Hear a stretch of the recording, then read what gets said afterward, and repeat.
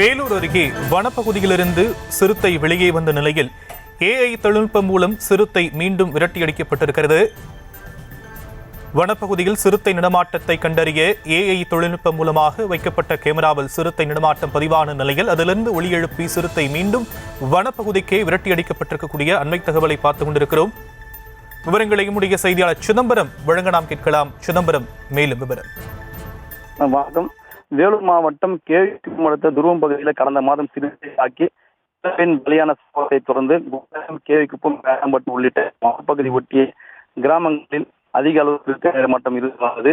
இதில் சிறுத்தையை தொடர்ந்து ஆடு, கோழி உள்ளிட்டவை பலியான சம்பவம் கிராம மக்கள் மிகவும் அச்சமடைந்த சிறுத்தை கண்காணிக்கவும் சிறுத்தை வனப்பகுதி டிராப் கேமரா மற்றும் ட்ரோன் கேமராவும் கண்காணிக்கப்பட்டு வந்த நிலையில் வேலூர் மாவட்ட ஆட்சியர்